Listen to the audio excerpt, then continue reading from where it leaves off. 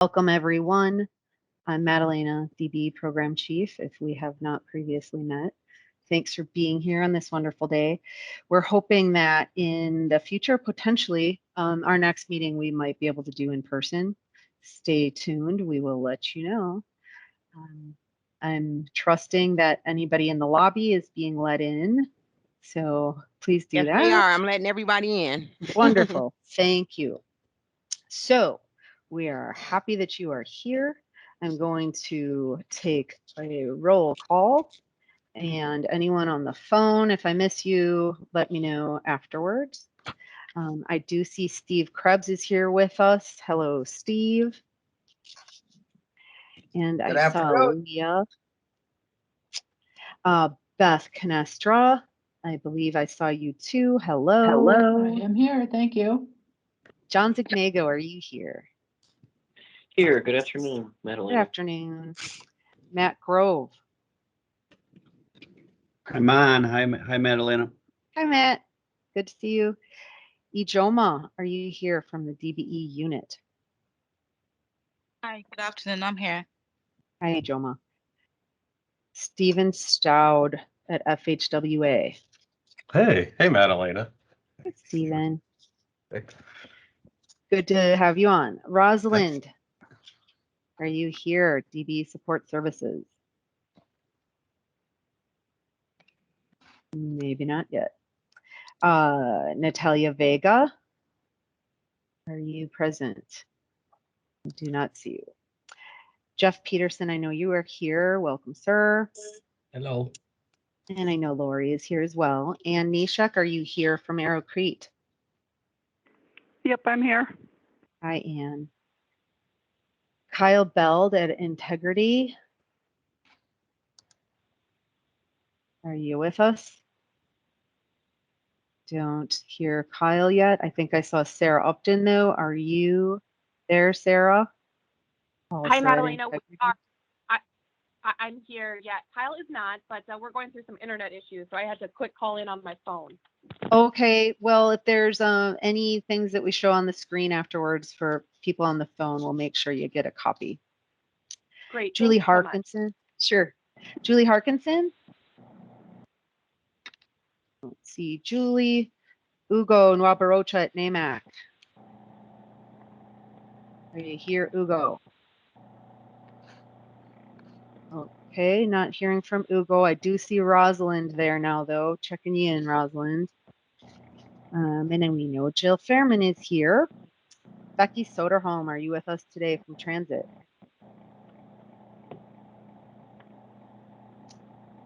Okay, maybe no Becky. Eric, though, Becky's colleague, are you here by chance? Okay, no Transit today, perhaps. Marlena Williams, DBE engineer, are you here? Good afternoon. Yes, I am. Good afternoon, everyone. Good afternoon. Krista Seberg, I'm pretty sure I saw you on the screen for a minute there at Lunda. Yep, I'm here. Hi, guys. Hello. Kathleen Panic in the DBE unit. Are you on? Good afternoon. Yes, I'm here. Thank you. Hi, Kathleen. I don't think we'll have Brian Mitchell this time around. Craig Clements. I see you. Good afternoon, Craig. Hey, Madalena. Okay. Hey there. Okay, I see Brent Freeman at Kramer, North America. I'm here. Good afternoon. Hey, Brent. How are you? I'm great. How are you? Good, thanks. Okay, I'm scrolling through. Marianne. Marianne, are you here? Is Marianne with you, Renee, or? Nope, I'm here. She's in separately. Okay, great. Renee is at Wisconsin Interstate Contracting, as is Renee KB. Thanks for being here.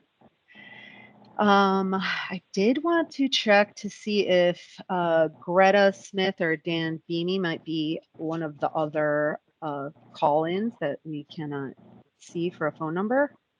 Dan or Greta? Okay, then they will be calling in later. Anybody that I missed? Okay, well, since we're all here, I think we should get started. Madalena, Thank you can again. you hear me? I can hear you, Roz. Okay. Okay, so thank you all for being here. We'll give Steve Krebs opportunity to greet us from the administrator's office, and then we'll get going.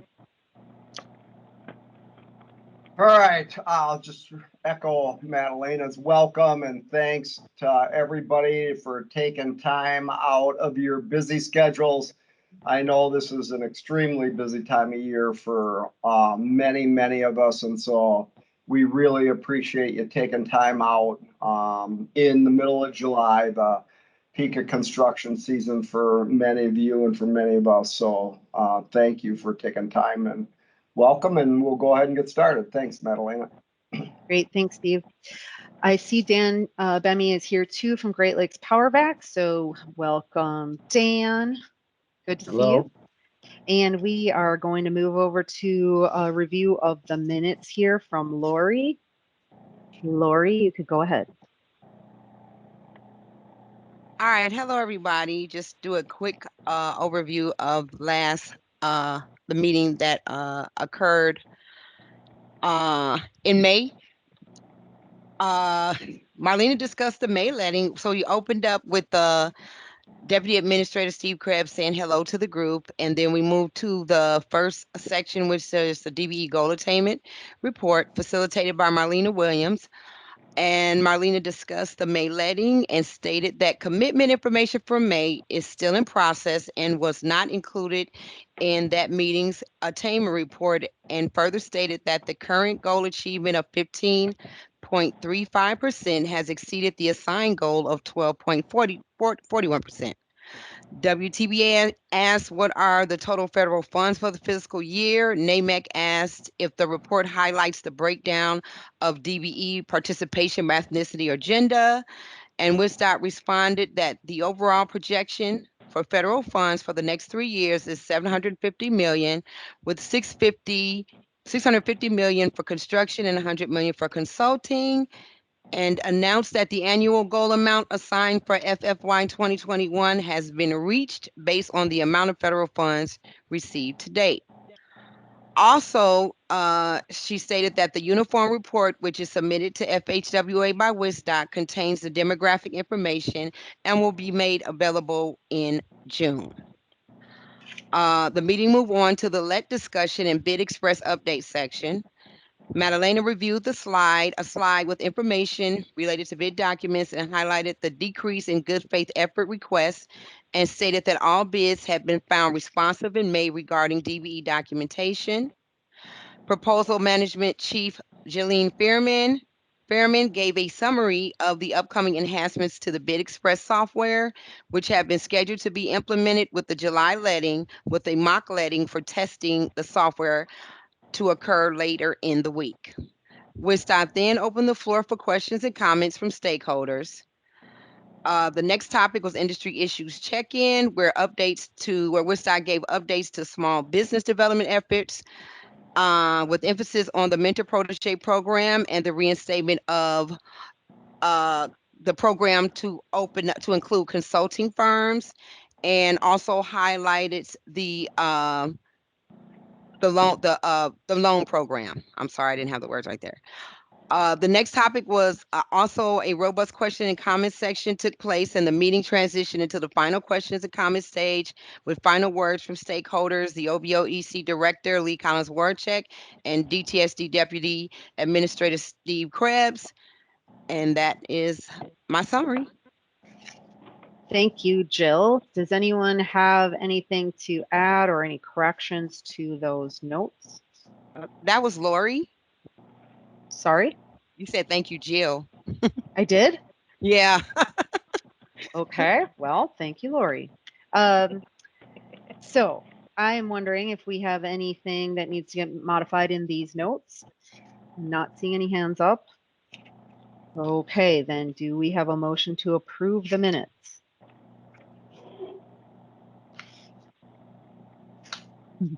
Anybody can do it. I'll make a motion. Sorry, who made the motion? Craig Clements will make a motion. Craig. All right, Craig makes a motion. Roz seconds it. Okay, Roz and Krista. So we are very confident in these minutes. Thank you. With that, let's move on to our DBE Goal Attainment Report from DBE Program Engineer Marlena Williams.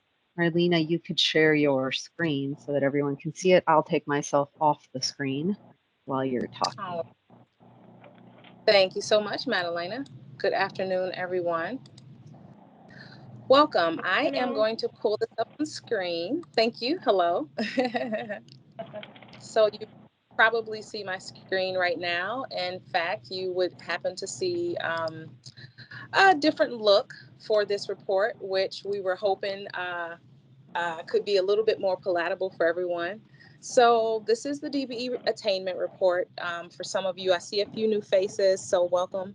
And I see your hand up, Rosalind. Did you have a question before I begin? Taking it down now. Oh, okay. Thank you. So this is our DBE Attainment Report, and we include, and as we go through the report, I'm not sure if you can see the screen fully, but Leah is always so good at this. I think it's Control and your mouse button, so you can zoom in where you may need to for anything that you are unable to see. This report takes in the fiscal year 2021, taking us from October all the way through the end of September. And we are 2 months shy in terms of construction-led returns. We're 2 months shy of completing the fiscal year. So let me just let you know that this report includes the construction as it is let, construction neutral attainment or neutral achievement that occurs after execution, and also consulting input, consulting commitments. So you may hear from different sources, different numbers. As we're trying to attain the 12.41% overall, we are including the total amounts here.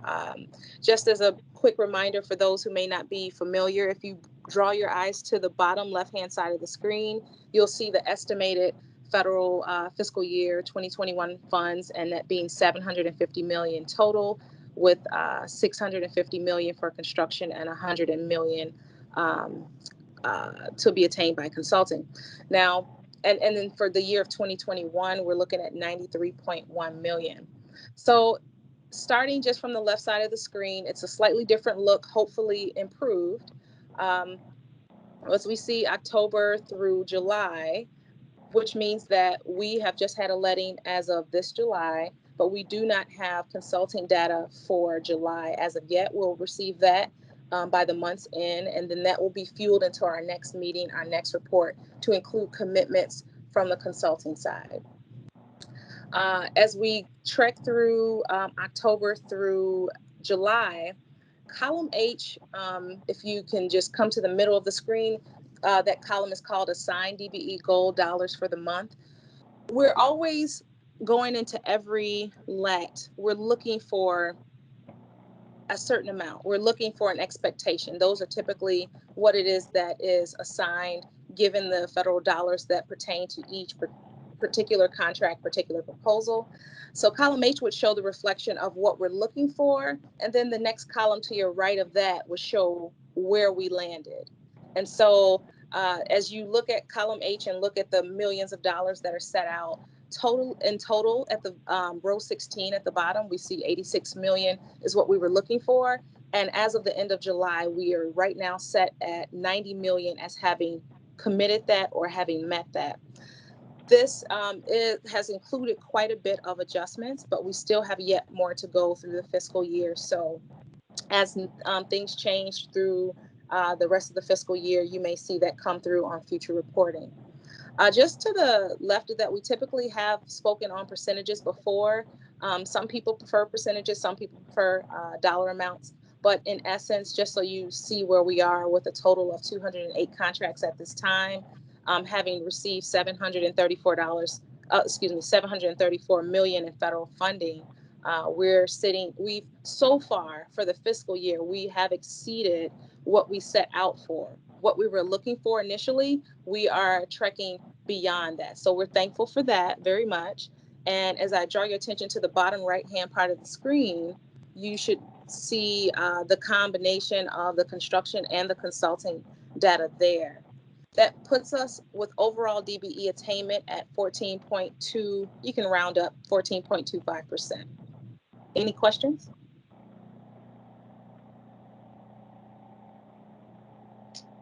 No questions. This is Marlena. I think what I might add, just so that everyone knows that, you know, as we track towards and appear to exceed our overall goal, then we start backing off any assigned goals to the extent that we can predict with additional federal funds and the projects left that we will still meet that overall goal. So that's where you have seen goals going down at the assigned level with the proposal. And in some cases in August, there will be projects that have federal funds that don't have goals. So we're trying to do our best to predict how to stay on track to meet the goal, but also to do that as much through neutral means. But that means, of course, we need to still continue to collect the DBE participation from contractors in order to stay on track for our goals. So we'll talk about that a little bit more in the section that Jill and I talk, but just being clear that this is looking really great. And we are just being a little bit conservative to back off goals altogether because we want to make sure that we can still meet that overall goal. You'll note that in the last month's update, we were at about 15.35% overall, and now we're at 14. So, you know, you'll see that adjust as we move along through the rest of the federal fiscal year. Thanks, Marlena. I don't know if you have more that you want to add, but I just wanted to put that in there. Yeah, no problem. Thank you so much. Mm-hmm. Oh, the other thing I wanted to note is that approved GFEs, we didn't have any requested good faith effort. We did not have any good faith effort requests in July. So that was a 0 GFE request month. So we are still at 50 requests, 45 approved GFEs. And to put that in context to where we were last year at this time, there were 96 approved GFEs. So definitely trending in the right direction. And do you have any questions for Marlena on where we're at with attainment right now? No questions. Okay, well, you can always put something in the chat or raise your hand too if you do have a question. So we can go on to some DBE program updates. I will share my screen. This is a document that came along, I believe, from Lori, with the exception of one final screen that is just not finalized. So I didn't want to share it and confuse anyone, but I do want to make sure that that I cover that information. Okay. So this is the report that you've been seeing periodically that we show you how we're doing in terms of the letting. We started doing this when we changed the documentation requirements to show progress in how bidders were doing submitting documentation. You can see we are trending strong, all bids responsive. So that's great. Going down in those GFE requests, as I mentioned, and overall doing well with documentation submitted and our own internal processes. This is the uniform report. I know you can't really see it, but I wanted to make sure you had it. It was a request from stakeholders. The next slide is going to drill a little bit into the information here, namely the demographic component as reflected from the first half of the federal fiscal year. So that was October through March. At that point, we had 91 million in total commitments that included consulting, construction at time of let, plus those neutral commitments that we gathered after, which was around $11 million. That was a big bump after contract execution participation. When you look at the demographic breakdown at that point, we are looking at about 60% of that attainment in non-minority female commitments. The next group is Native American achievement at 21.3%. Men achieving more than Native American women, but Native American women have come up compared to last year. Black American and Hispanic American close in range there at 7.5 and 6.2% commitment. You can barely see, but there is a little bit of Black American female representation. We have seen that going up and hope to see that consistently more in construction, but also there are some consulting opportunities too that we are hoping to engage more participation.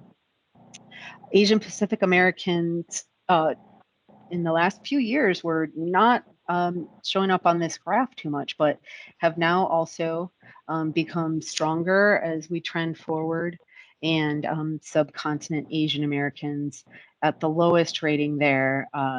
These are the groups that are asked for in the uniform report for us to show the disbursement of commitments. We also track payments, and those are on that uniform report as well.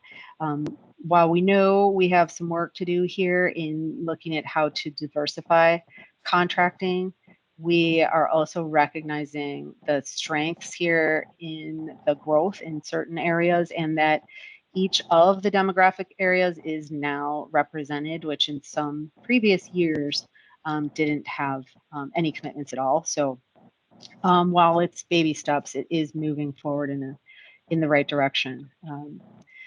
So before I move on from that, did you have any other questions about this piece, or any questions at all? And Jill, I'm going to come back to letting for you sort of right now. What I want to do is talk a little bit about the discretionary goal information, but I don't want to distract people by going to the next slide. So I would wonder if you want to talk about it a little bit, and then we can go talk about discretionary goal just a bit. You mean talk about the letting process? Yeah. Did you have some information you wanted to share? Yeah, I guess just to kind of let people know, as we talked about at the last meeting, we did in July begin an electronic process to submit the DBEs on what we call a DBE tab 1506. We only had in July 7 proposals, of which only 2 had DBE goals set for them. And then of those 2 projects, we had 6 proposals submitted, or 6 bids submitted.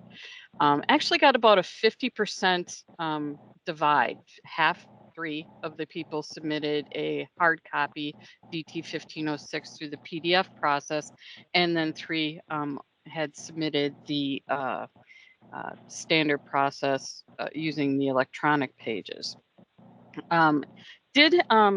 One of the contractors that really wasn't even bidding on the projects in July had gotten in and done some playing with things and found some things missing. We had a few of the DBs that weren't uploaded, so that was corrected. We do have an issue we've identified, both a short-term workaround that we'll be doing, as well as Infotech working on a long-term fix. So by all means, if you're in the system, or if you hear of anyone in the system and have any questions or concerns, feel free to reach out to myself. Contact Marlena if you know her better. She can get the information to me as well. And we'll look into it and see if there's something that's not quite running as it should. We're fairly new to it. It's really a fairly new process for Infotech as well. So any feedback we get is greatly appreciated. And we will definitely work through that process with you all the way through. Like Marlena said, I think it went well. We didn't have any disqualified bids. what I would ask is, we did hold a training, or actually 2 trainings, back in June. Infotech put them on. They were held, I think, June 23rd and June 30th, or somewhere in that June 29th area. And they did an excellent job at going through not only just the electronic process of submitting through the Dbe tab with the Dbe submittal itself, but also the entire bid submittal process, and kind of some good tips and tricks and reminders of different things that go on.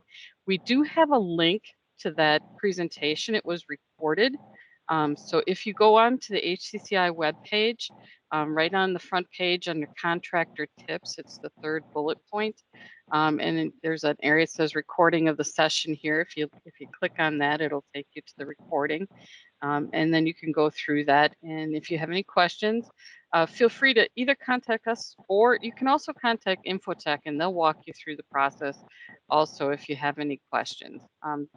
They've been very involved in all these processes, and are very familiar with what we want to see as well as what they can provide.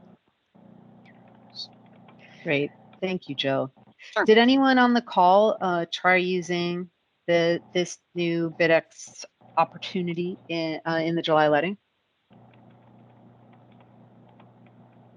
No. I know, Jeff, you are anxious to try it now that you've watched that video. Well, we did it. We tried it. I didn't personally, but our guys tried it and they liked it. Oh, good. But they met the goal, so then they never got the red light warning. So yeah. I'm sure they didn't see that. That'll surprise them when that happens. Yeah. And like we said, that's one thing to watching the video. If somebody submits a paper copy, a PDF, the way we were doing it, there is no way for the computer to know that you met goal or did not. So it's always going to assume that you did not. That's not going to affect the submittal of the bid. The bid will still come through. It just comes through with warnings. But that's where, as a person submitting the bid, you have to know what you're looking at, what you've submitted, and what to expect for the red indications or what would show up as green. So, as I said, definitely encourage everyone to go through that video, and we'll be keeping it up there probably for the duration until we have something else to replace it. So it's a good check back to see if you're missing anything or if you have any questions as you're going through it. Right. And as Jill said, there were some other good tips there too, how to withdraw a bid and print a bid, things like that. So thanks again, Jill. Are there any questions? I can't see if there's hands up. It looks like, Marlena, it looks like Marianne has her hand raised. Great. Marianne? So with the submitting with the Bid Express, is that primarily just for the primes, or when we submit our subcontract bids to the primes, should we be using that? No, it is part of the prime's bid submission. So you will not, unless you are bidding as a prime, you would not have to use Bid Express to submit your quotes, for instance. All right, thank you. Sure. I just want to clarify too, Madalena, the only other change for the primes is the 1202, if required, doesn't have to come into bids anymore, but we still need to give you either the attachment A's or the quote at time of bid. And then by the next morning, all the attachment A's have to be in, the backing up the quote that we had. That's right. Yeah, okay. Yes. And along those lines, I have gotten feedback from DBEs multiple times who request that if the prime has put this DBE onto the commitment, to please let the DBE know that you used them. And if it doesn't happen before you submit the bid, once you know you are, you've been awarded, then let them know, because it sounds like there's a lot of time in between, and I've asked them also, we'll reach out and confirm, but it doesn't sound like the process is quite seamless. So if that can be a communication piece that's added, that yes, DBE, we are using you, because in the past, when the attachment A was coming only at the time that the low bidder was confirmed, and so now that documentation is coming from that apparent low bidder, then the DBE knew, oh, you are using me, you're the low bidder, but they don't have that kind of heads up right now. So just wanted to pass that on to make sure that if that's a possibility that can happen. And this is the last item that I wanted to cover. The reason I'm not sharing it is because we're tweaking it a little bit, but this relates to discretionary goals. How do you know if there are federal funds on a project, and when you should be submitting your DBE commitment or when you don't need to? So a very simple way to know in looking at proposals, if there is a number in the federal under federal, then you know there are federal funds. There may be a goal set, which is what you're used to seeing, 1%. You would submit those commitments same way you do right now, along with your bid, entered into Bid Express or as an attachment of the 1506. But you will start seeing a federal ID and also the 0% DBE goal. We still need you to continue submitting those DBE commitments, but you have some room to do that now, as this is not required at the time of bid. But we would still like to see that within the 24-hour window through e-submit so that we can connect that to your bid. It's very important that we're collecting this neutral achievement, and it does go towards the overall annual goal. So as I've mentioned multiple times, the only way that we end up lowering those assigned goals up front is if we continue to capture DBE participation through the life of the project, and if the project doesn't have a goal but does have federal funds, then as soon as possible, close to the time of bidding. And if there are no federal funds, so this would be state funded only, you're looking at the proposal, federal, not applicable, 0% goal, don't submit any DBE commitments here. We can't capture them. Please work with DBEs, but you don't have a reporting requirement for state funded only. Okay, so are there any just general questions about discretionary goals before I move forward? I got a question. It's John on the phone. I know on the new form we went through this and on the online 1506, but how do you guys, I think it's in sequential order where you assigned versus variable goal. On the old form you used to put A and B, but now say the goal is 100,000 and you have two contractors on your form and they're both 100,000 too. The first one is going to be marked as assigned and the second one will be the variable. Is that correct? Generally, we just do that internally now. So you aren't required to do the assigned or the voluntary. We'll do it for you. And you also in Bid Express cannot enter anything but your straight commitments. So we'll figure out that assigned versus neutral. And yeah, generally we take it the easiest way you can. So if there's a big commitment and it'll take the whole assigned piece, we can do that, and everything else is neutral, or however we need to split it up, but you don't have to make that distinction anymore as the bidder. And from a contract administration, say we get awarded that job and we're working on it. If we have a commitment to both of those terms, it really is no difference to us. We need to fulfill it. Once we have a signed attachment A, it doesn't make a difference to the prime. Would that be correct? That's right. Yeah, your initial commitment is what you're committed to. So, we will ask you to continue to be looking for replacement of any commitment that you haven't been able to achieve. And I think you know pretty well our process for commitment modification, but it is helpful for anyone not familiar with that. Look in ASP 3, Section 9, information there on commitment modification and additions to. I see, Marlena, you have your hand up? Yeah, sure. I was just going to add a note. Please do, with the electronic submission, continue to put in the full subcontract amount.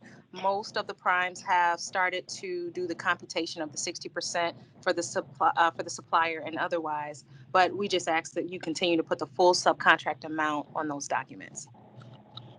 Yeah, and that's really important for you to do if you're entering a dollar amount into the bid with Bid Express, because as a supplier, if you choose supplier, it's going to calculate your 60%.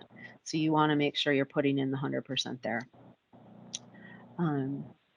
Okay, not seeing hands up or questions. Steve? I'm gonna raise it this way, the Okay. old-fashioned way. Hey, I got a question. I just want to re-emphasize, Madalena, to everyone, the need to capture and document the race neutral. So please make sure you're entering that information into the 1506 and that we're able to capture that and count that towards the overall goal. That's really important for us to really have a full understanding of the amount of work that we are subcontracting to the DBEs. And the only way we can do that is through that 1506 and adding that information. So as these goals tend to get trended down, as we're meeting our goal, the annual goal, and we start to trend down, it's, you know, super important that we capture that race neutral participation that's taking place out there. So just wanted to reemphasize that to everybody to make sure we capture.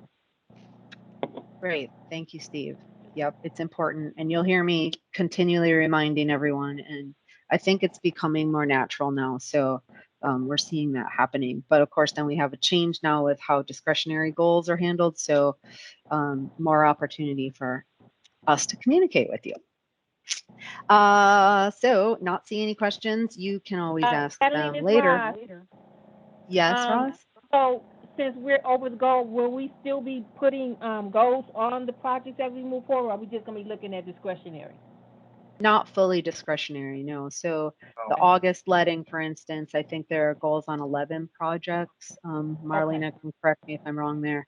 So there are goals on some of them. They're lower set goals because we're trying to make sure that we are balancing what we've already got with what could be coming down the road in September, because at the end of this month, July, we're going to set those September goals. So at that point, we don't have another chance to meet our overall goal. So we're pretty comfortable right now, but we're still going to just be cautious about pulling all the way back. Okay. Thank you. Yep. Thank you. Right. So I'm really excited for our next section here because some of our mentor protege pairs have agreed to talk to us about their experience. So Jeff Peterson is here from JPS and Renee KB, who is at Wisconsin Interstate Contracting. And I see Dan, Greta is with you there, and Dan and Greta and John Zignago are going to share their experience in a few minutes here too.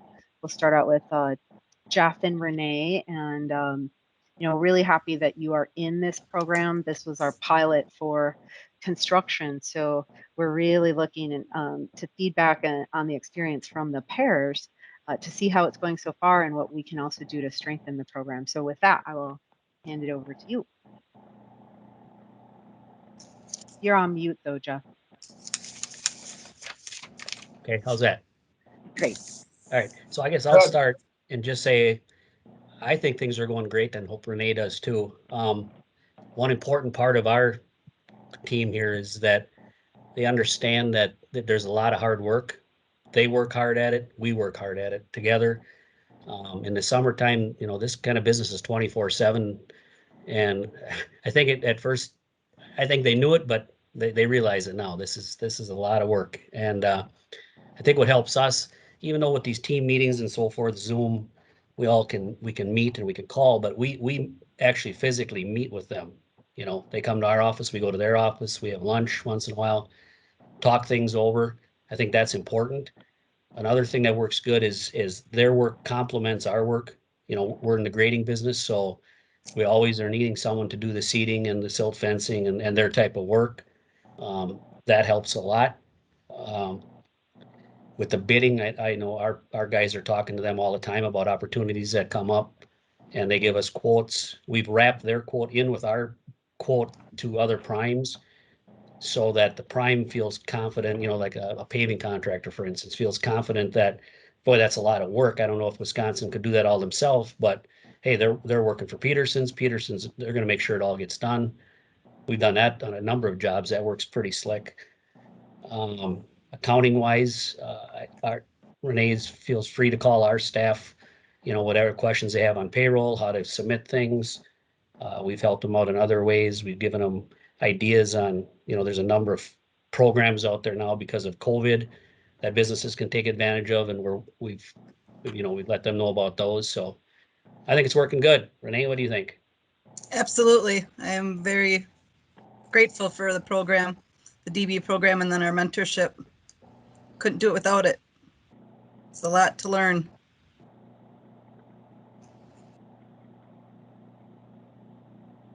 Excellent. Sorry, I couldn't get off mute there. So Renee, when you entered the Mentor Protege program, what were you hoping to gain most from that relationship? A lot of questions, how to navigate, especially with the way that the payments, come in and how retainage is withheld. The accounting, was questions, always with the bidding, that it's just excellent to be able to have someone that's been along for so long to answer those questions for us and be willing to do that, even during the busiest season. Right. Yes. And we thank you both during this busy season also for sharing that experience.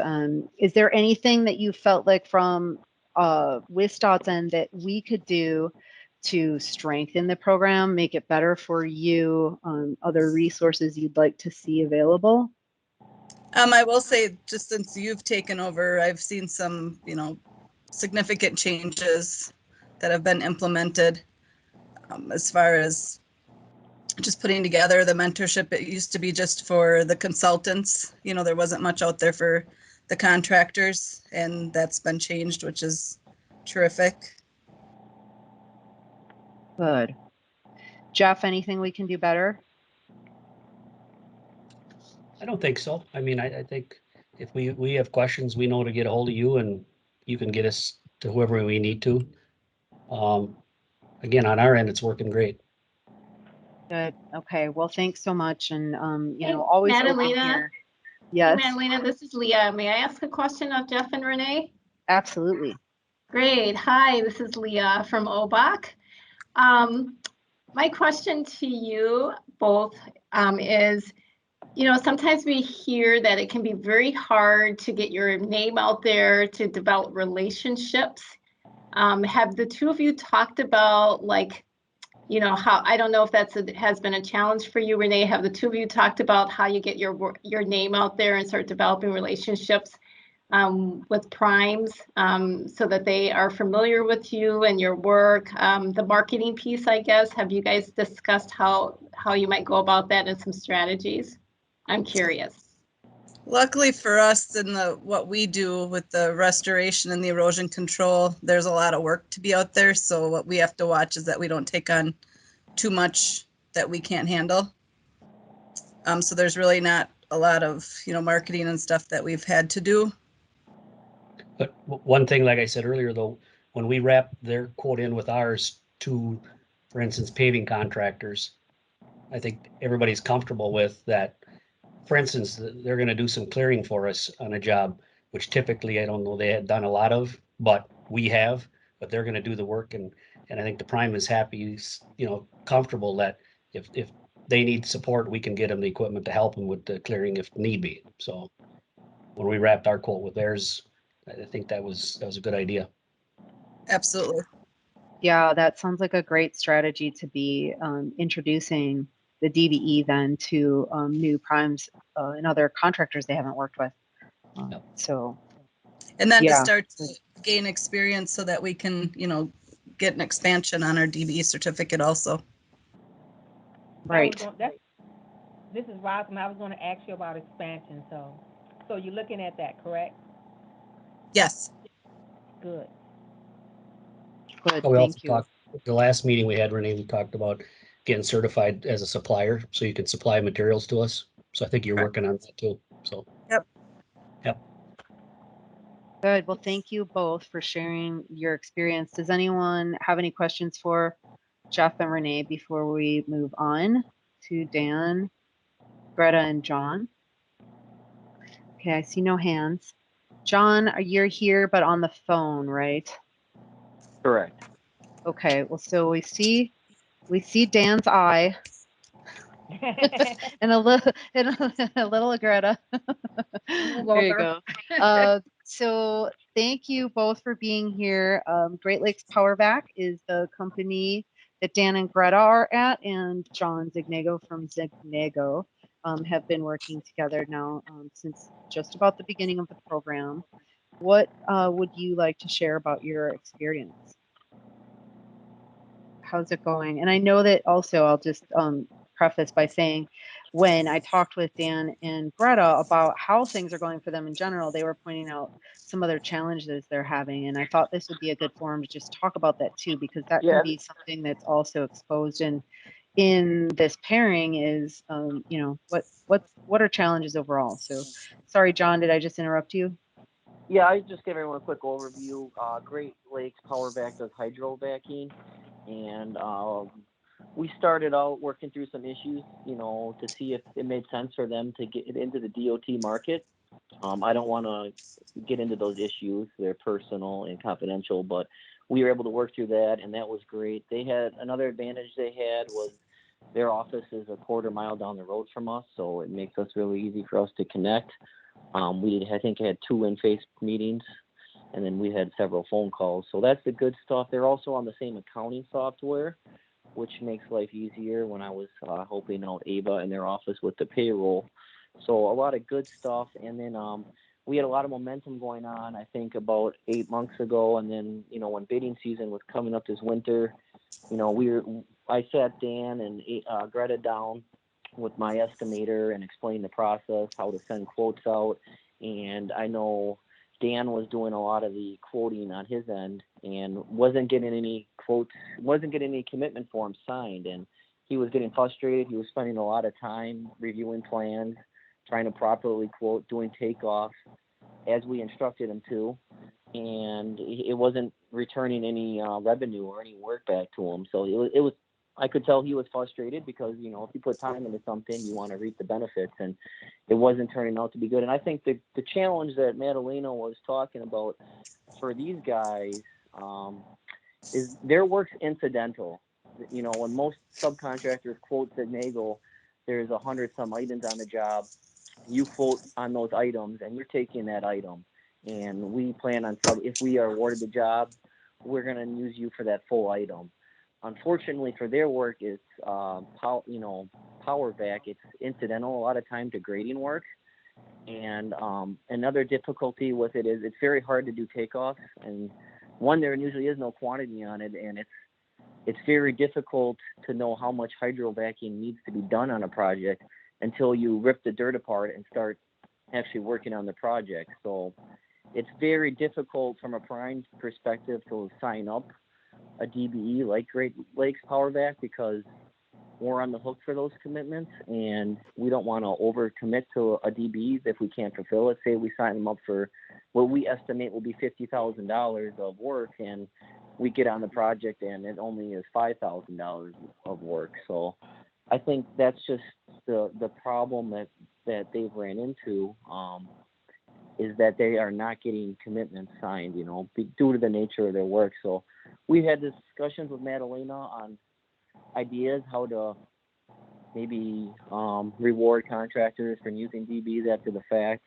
That's very difficult. The ideas that I had was if you use them on a project, you get credit towards another project. That's a big kind of no-no for the DOT to kind of blend projects together. I understand that with my experience working with the department. So unfortunately, with all this said, I think to be quite honest, and I've been quite honest, I've been trying to help Great Lakes Powerback as a business. It might not be best for the program, but unfortunately for them, it feels like there is no advantage for them being a DBE because everything's after the letting, after the award, after the contract signed. So there is no incentive for primes to use a DBE. Hence, they don't have the advantage that other DBEs have on bid day. So that's kind of where we're at now. I guess I'll let Dan and Greta add to what I said. It's been a pleasure working with them. Great people, great business, and I've tried to help them. I said because it's a lot of the time it's not subcontract, it's hourly subcontracts where contractors will call on you.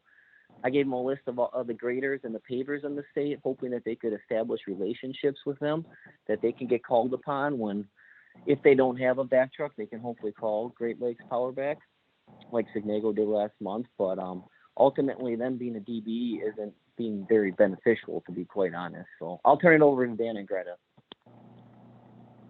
First of all, we too have enjoyed working with John. He's been a real gentleman and has offered up a lot of good ideas to us. So thank you, John, for everything that you've done so far.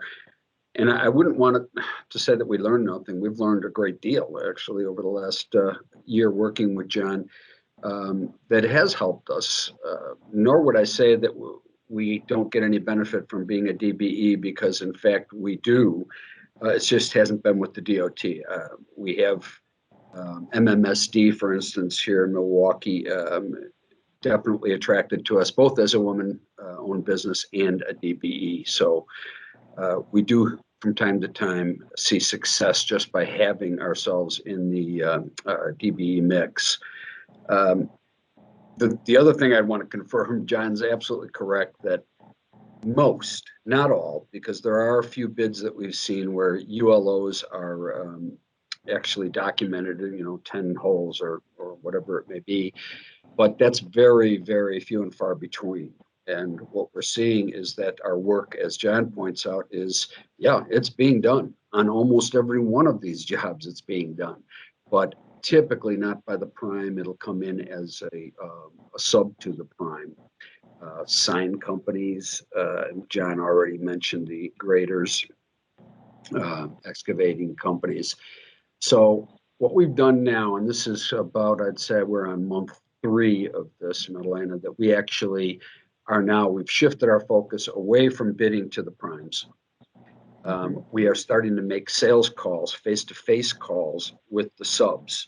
We hired I guess what could be called a construction blue blood recently, and we have him as a general foreman now, and he's doing the actual handshaking and going out and finding out what the subs have already, because many of them do have their own trucks, and then of course they will sometimes need to supplement that, and in some cases they don't have a truck. And so we're starting to make some progress in getting our name out there now, and I'm looking forward to that developing into some business with the DOT, at least hopeful. Yeah, I'm hopeful too, and I think that you, working with John, have been able to come up with some great strategies for thinking outside the box. I see Jeff's got his hand up. Jeff, what are you thinking? Well, I know Steve is on, so this is a big argument all the way around. Utility line openings, I think, should be used a lot more, and would give us it would help the grading industry, would help the jobs, and it potentially could help get us some DBE dollars with these contractors and others potentially. But it's got to be a bid item, and it should be a bid item. It should be on all urban jobs. Okay. And we have it on some, just not Right. very many. Right. Yeah. Yeah. Yep. And we're looking at that as a best practice, Jeff, to try to find ways to move that to other projects in the future as well. Okay. Yeah, thanks for bringing that up. One of the things that I would note as well is that the after contract execution use of DBE does count as well. So, after you might not have gotten selected at time of bid, but at the time at which it's known, okay, where you have however many openings, now we can bring in Great Lakes Power back and track our neutral commitment after our contract was executed. So there's still always room for the DBE in that project, even if it wasn't at time of bid. So that I want to keep putting that out there. And I know, John, that you're good at submitting that after contract execution. So you can continue to do that. You should do that as you add Great Lakes on, or anyone else after your contract's underway. So thank you all for sharing that. I want to come back to your mentor protege pairing more specifically. It sounds like, really you've gained great benefits in general from this pairing. Are there any areas where you would look to WSDOT to provide more resource to you, or something within the program structure that would make it more beneficial? No, I think our problem is really more that we're incidental work, it sounds like. And I think the biggest thing we garnered was that just understanding how this works, because we see other companies using their trucks and we're wondering why aren't we involved? So that's where we were, that was our starting point, is that we were looking for ways to grow the business, and we thought this would be a good one. But we weren't successful and we couldn't figure out why. So at least now we know how the program works and why we're running into the problems that we're running into. You did make one comment about not quoting primes. I guess I wouldn't, you should quote when it's a grading job and there's a prime, the prime is going to be a grading contractor, because those are the guys that are going to need your utility line openings. So don't completely And Jeff, not. you would want that quoted at an hourly rate, I think. Is that correct? Well, or better yet, if there's a utility line opening bid item, right, then it's each. Each would be better. Right. Let And me, if it doesn't have that item, and there might be some hydro backing on the project, then maybe I was telling them to go with the hourly rate if Right. there was no item. I would say yes. You guys at least have it in your bid folder.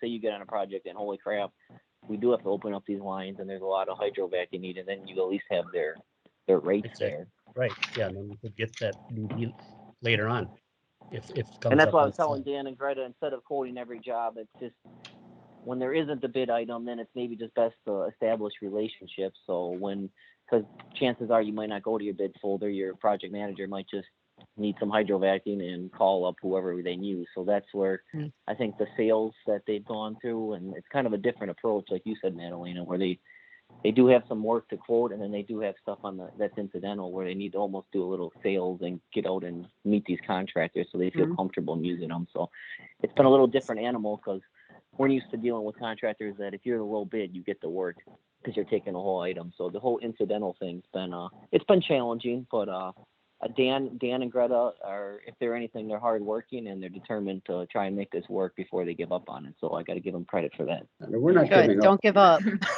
No, we're not, Yeah. we're not going to give up. But I would want to make one comment to the gentleman, and I can't remember, I think it was Jeff, that mentioned that, don't stop bidding completely and bid to the primes especially if they are a grader or excavator. I agree with that 100%, Jeff. The only thing that I would say is that we're a very small company and we don't have engineering talent here. So when you go to bid a line item, it'll typically or quite often be everything from flat work, which we don't do typically. We have a coring device, but outside of that, we wouldn't do big sections of flat work. And then the whole needs to be restored at some point as well. And we're not quite sure. It isn't always slurry. Sometimes it's rock and sand, and sometimes it's dirt if it's in a soft spot. So it's hard to, there's going to be 10 ULOs, but any given one of them costs more or less than the other because of the fact that these variables are come to play. I'm wondering, do you have any advice on how to capture some of that extra scope? Because we don't all do all that scope. We do a lot of the hydro only. In fact, most of our work is for distribution work, where we'll go out, we find the hole, we leave that site, and someone else is dealing with either replacing a pipe or putting something in, or repairing damage. And I guess that's what I was thinking that you did. You have to just qualify your quote. It's $400 per utility line opening, and you don't do the backfill. You just do the excavation. Okay. So okay. All right. That answers the question perfectly. I didn't even know you could do that. I thought once you go in, there's no explanation to go with it. It's $450 per ULO. No, just qualify that's just the opening. You're not doing the backfill. And then we got to figure out what goes back in there. Well, so this was a great opportunity for you now to meet Jeff, who can be a future contact for you to run questions by. And I think that a lot of what this feedback is showing us is that the relationships are still important, that you're developing them through the help of the prime and also through enlisting your own resources, as Dan said, getting somebody out there on the ground who is Great Lakes Power Back, right? So that people know you and start to want to work with you. I see Steve came on. So did you have something you wanted to add, Steve? I see your face. No. Okay. No, I just want to reiterate what Jeff said is, you know, quoting for those bid items is important. And even if you can't do it all, making sure you just qualify. I think that's it's important for Dan and Gretchen to understand that it's still an option. Good. I see Matt has his hand up. Yeah, I was just gonna comment. I think it's a pretty good point, because there may be DB opportunity in incidental type work like this, but it makes it a lot cleaner and easier to make a commitment when you do have the pay item in place. And I think that's what you guys are getting at. So Jeff, I think Jeff's saying, yeah, there's still opportunities in those situations. It's a little bit more difficult at the time of bid probably for a prime to commit without that pay item in place. So it's something to look at. We're big fans of pay items. You don't want to overdo it. You don't want to, if it doesn't serve a purpose, it doesn't make sense. But in some of these cases, we think there's a lot of value there. Right. Thank you, Matt. All right. Well, thank you, mentor protege pairs, for being willing to share with us. We want to follow along as you move forward, and I think it's important to have this kind of dialogue with the group. So many thanks to you for participating. Thank you for having us. Thanks for inviting us. Yeah, absolutely. So we are going to go on to our industry issues, check-in and open agenda, but as I have gotten used to doing, I'm just going to come around to everybody and see if you have any questions, comments. So get ready. Coming to you. I'm going to start with my list that's in front of me, so it might not be the same list you're seeing on the screen. Okay, Beth Canestra, do you have any comments or questions? I do not. Appreciate the discussion today. Thank you. John, we were just talking with you, but anything else you'd like to add? No, but just to Dan and Greta, we can follow up with a meeting next week on sending quotes out and have another meeting. That's exactly what Greta and I were talking about now, John, is now we got to hit up John and ask him where in this bid process do we actually get to state that, you know, that we have a limitation to our scope. So good. We'll talk soon, John. I appreciate the help from the group too, to help us out. Appreciate it. Great, Absolutely. thanks. I was hoping we'd be able to have that kind of a dialogue. Ijoma, any comments or questions? I'm not hearing any. Jeff Peterson, anything else you would like to add? No, good, thank you. Thank you. Lori, anything for us? No, I have nothing. Okay. Ann Nishak. I have nothing. Oh my gosh, you have something. You've got a lot. Okay, next Tell her time, Ann. husband to come next time. He'll have a lot to say. Okay. Sarah at Integrity. Anything, Sarah? Okay, Jill Fairman. No, I don't have anything else to add at this point in time, but I definitely encourage people again to go review those videos on how to use the DB information, and even DBs if you relay it to any contractors you work with on a regular basis, especially if they have any concerns about complications or difficulty using the submittal process. Great. Thank you, Jill. Marlena, anything else to add?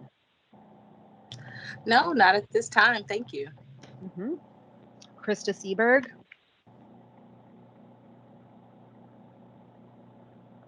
We're ready, Krista. What do you have? Okay, no Krista. Kathleen, anything that you would like to add for the group? No, I don't, but it was very interesting hearing the experience of mentor protege. So I enjoyed that discussion. Thank you for everybody for sharing. Good, thank you. Craig Clements, I know you have something. Of course, I always do, but something. I got some ideas that we can talk about for our other group. Nothing Okay. that will bring anything to this one. Okay, I'm sorry I missed your call, but we'll connect. Brent Freeman. No, nothing for me. Thanks, Marlena. Okay, yeah, thank you too. Okay, let's come back to you, Renee. Anything else you would like to add? Nope, just keep up the great work and helping us DBEs, evolve and get off on the right foot. Great, thank you. Marianne, I didn't give you a chance to speak earlier. Did you have anything you wanted to add? Well, I know that you had mentioned, that the primes to let the DBEs know when they're using their numbers with the stuff. I think one of the things that I've been asking our primes to do is, once you know that, please send the countersigned, that we know that's a trigger, that we know that they used our numbers and that project was awarded, or to include that with the contract when they send the subcontract. That's Great. also, it's there. So if you want to pass that along to other primes or anything, that would be great, because it has been a challenge of trying to figure out, did you use our numbers? And then all of a sudden it's like 3 months later, it's like, oh, you got this job. Right. Okay. I will keep putting that message out there. So what you're asking, you want to know ahead of time that you won the contract. Is that what you're saying? When we submit our numbers or our quote to the prime and they submit their quotes, once their quote has been deemed the lowest or is probably going to be one, maybe not officially awarded yet, that would be a good turn for the primes to say, hey, we used your numbers and submitted it. And then once they do get awarded, if we could get that countersigned form back, that will also help us track it. The one other thing that I have been getting recently, and I don't know if this is a new process, is I've been getting an email saying that we have been awarded as a subcontractor. But sometimes those don't come right away. It could be a project that we bid on in January. Sure. Okay. Just a So comment. Yeah. This is Jeff, just a comment. The phone works both ways. Get on the phone. The greasy wheel gets the grease. You keep bugging us. Did I get the work? Did I get the work? It works both ways. Everybody's got to be engaged. Absolutely. Absolutely. And I know that I have been pestering Paul and Steve.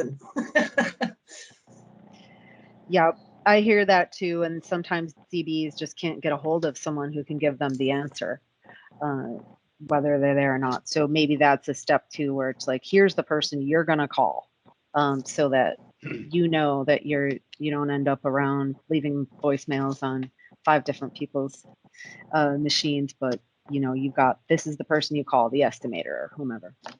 And the reason why we need that is so that we only can take on so much work. So we don't really know what we can bid, for the following letting if we're not sure what we have pending from the previous letting. Right. Yes. So that's a good point, because like you said, you need to evaluate how much work can you actually take on. So good. I see Sarah is back with us. Sarah, did you want to add anything? I just saw your name flash there. Yeah, sorry. I think when you called me, I was switching back from the phone to the internet portion of it.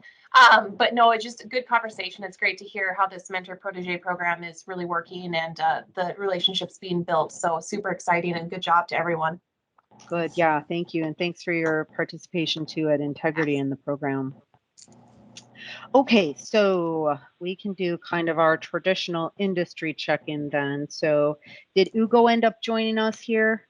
Want to give you a chance, Ugo, if you're here from NAMAC or any other NAMAC rep that might be here.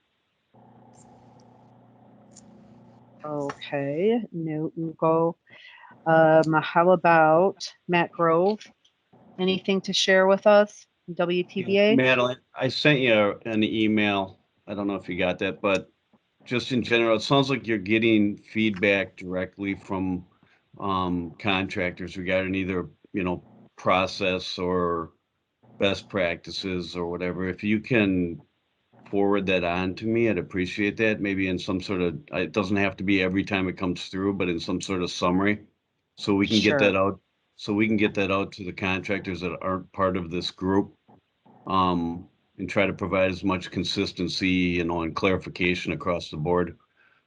Yeah, I can do that. And thank you for continuing to send all my messages through to your members. I know that at some point there it was like every other day, but I do appreciate that you help us get the word out because I don't always hear I hear some of the concerns, but I don't always hear some of these more technical concerns that come to you guys. But if we could put that in summary documents, and like I said, all it'll do is provide more consistency across the board or all the way across the industry. Okay. Yes, I can do that. Thank you. Lori can maybe put that as an action item for me so that it is just reoccurring. Something like a frequently asked questions sort of thing. Yeah, he's talking about the technical side specifically, but I think in general, there are many things that I feel that could be shared, particularly relating to commitment modification lately. And I think that would be helpful for that message to go out to a larger group than kind of one-offs, emails or phone calls. Yeah, so thanks for that request. I know that Steven Stroud from FHWA was going to potentially give a few updates from FHWA. Mary had mentioned those, Steven, and did she pass that on to you to share with us? I don't think so, but I think we were talking about, you talking about the pilot program? Yeah, I felt like there were 2 or 3 things that she was potentially going to share. But if we need to wait till next time, that's okay too. I can definitely share with you the pilot program. Let me see. Just read to you the summary. This is off of regulations.gov, and I will post the link in the chat. So the new administration, there is a pilot program that has basically come back to life. It was around a few years ago, and they brought it back. So let's see. The FHWA is announcing an initiative to permit, on an experimental basis, recipients and subrecipients of federal funds for federal highway projects to utilize geographic, economic, or other hiring preferences or innovative contracting approaches not otherwise authorized by law that have the potential to enhance workforce development opportunities in the transportation construction industry, including for low-income communities. This initiative will be carried out as a pilot program for a period of 4 years, unless extended under FHWA's existing experimental contracting authority and the legal authority in the Consolidated Appropriations Act of 2021. The purpose of this pilot program is to provide flexibility to utilize hiring preferences and innovative contracting approaches while evaluating the efficacy and equitable impact of such requirements on workforce development and employment opportunities, as well as their impact on the competition and project delivery. All right. I hope that's enough. And let me post the link, and you can make, if you guys would like to make public comments, you can. So it's a new initiative. Okay, thank you. Yeah, we'll look into that more and see how those might provide some more opportunities for our DBE community. Absolutely. Thank you very much. I would like to come over to Rosalind to talk a little bit about DBE support services and what we are doing in the upcoming season here throughout the rest of the calendar year to be offering more support and resources to DBEs. Rosalind. Yeah, I'm right here. As we move forward, we're going to be working with, we got our mentor protege for construction pairs in place, and now we're working on our mentor protege program for professional services. So working with OES to get some of those pairs together. We're also looking at coordinating the presence at our pre-bid meetings working with a consultant to help us make sure that we have a presence. Our DBEs are aware of our pre-bid meetings in all the states, but most importantly at the Southeast region. We're working on business development resources for our marketing and social media for our DBEs, make sure they have a presence and make sure that the primes are aware of them. Creating business snapshots or profiles, capacity statements. I also want to try to see if we can do some DB video profiles on some of our proteges, on our pairs. Mm-hmm. We want to recruit DBEs not only in the Southeast region too, but in the Northwest and North Central regions for expansion. And we're also going to look at working with DBEs for expansion to see if they're interested in expansion. That's why I'm excited to hear about Renee looking at expanding her NACE code. So that's what we're going to be looking at as we move forward, working with our DB support service consultant. Great. Thank you, Roz. Mm-hmm. Any questions for Roz or anyone who has commented thus far? Anything anyone just thought of, but you missed your turn?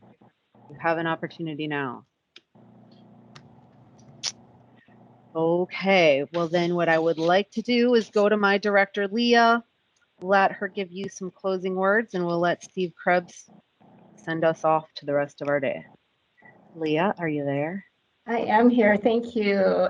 Very good meeting. Thank you all for your feedback. I really want to thank those of you that talked about your mentor protege experiences. That was valuable to hear that information. It will help us to continue to improve the program and also give us some additional ideas based on what you shared with us today. So again, thank you everyone for attending and giving us your feedback, and we look forward to more discussion in our next meeting. So thanks again. Thanks, Leah. Steve. Sure, just real quick, just echo the comments that have been made. I thought the conversation on the mentor protege program, the candid remarks and responses was very helpful, and really want to thank those that joined and gave us their thoughts and ideas. It helps us going forward, trying to move the program as well as the mentor protege program. I think there's a lot of value in this, and hearing this testimonial, it just reinforces that with us. So really appreciate everybody's discussion today. Thanks for coming.